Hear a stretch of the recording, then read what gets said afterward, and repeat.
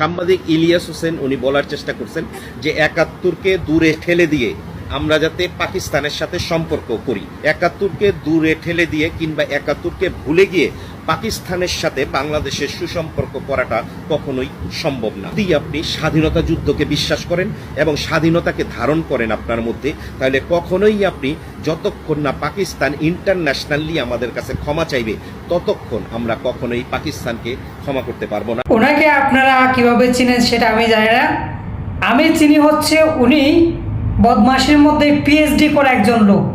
কেন বলতেছি, এখন উনি বলতেছে পাকিস্তান ক্ষমা চায় নাই বাংলাদেশের জনগণের কাছে কিংবা বাংলাদেশের কাছে। আমি এটা আপনাকে গুগল ক্রোম ব্রাউজার এবং কি এআই উইকিপিডিয়ার মধ্যে কি লেখা আছে, সেটা ইতিহাসের মধ্যে কি লেখা আছে আপনারা সচক্ষে দেখেন। এখানে বলতেছে পাকিস্তান সরকার বাংলাদেশের কাছে 1971 সালের যুদ্ধের জন্য আনুষ্ঠানিক দুঃখ প্রকাশ করেছেন একবার, যা 1974 সালের ত্রিপক্ষীয় চুক্তির অংশ হিসাবে ঘটেছিল। ত্রিপক্ষীয় বলতে এখানে পাকিস্তান, ভারত এবং বাংলাদেশ তিনটাকে ত্রিপক্ষীয় বোঝানো হয়েছে।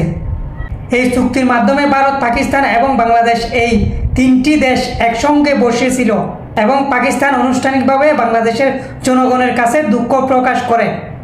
এরপরে বলা আছে পাকিস্তান সরকার 1971 সালের যুদ্ধের জন্য আনুষ্ঠানিক দুঃখ প্রকাশ করার পাশাপাশি কিছু ক্ষেত্রে যুদ্ধের ভূমিকার জন্য আরও একবার দুঃখ প্রকাশ করেছেন বলে মনে করা হয়। তবে কিছু মহল থেকে প্রশ্ন তোলা হয়েছে, যুদ্ধ শুরুর আগে কিছু পাকিস্তানি সৈন্যদের হত্যার জন্য কি বাংলাদেশ ক্ষমা চাইবে? এটা তো কখনো তারা অনুশোচনাভূত করে নাই যদি ক্ষমা চাইবে।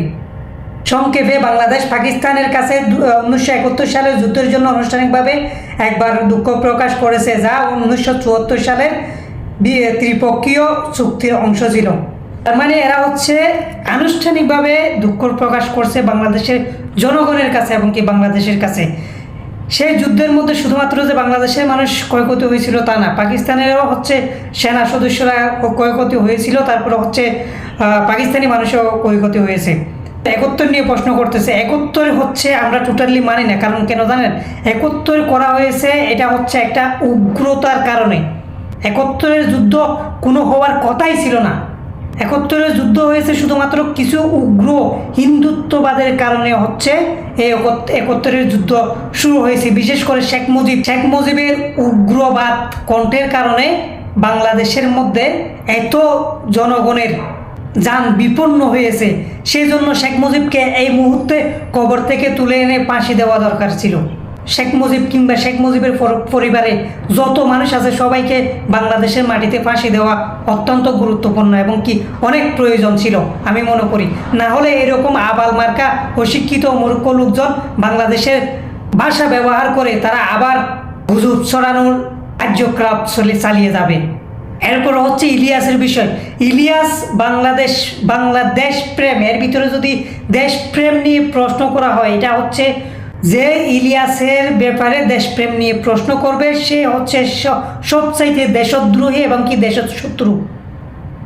দেশের ইতিহাস ইলিয়াস এবং পিনাকি এবং কি কনক সুরের চাইতে বেশি চর্চা করে এরকম বাংলাদেশে এরকম সুসন্তান এখনো পর্যন্ত জন্ম নেয় নাই।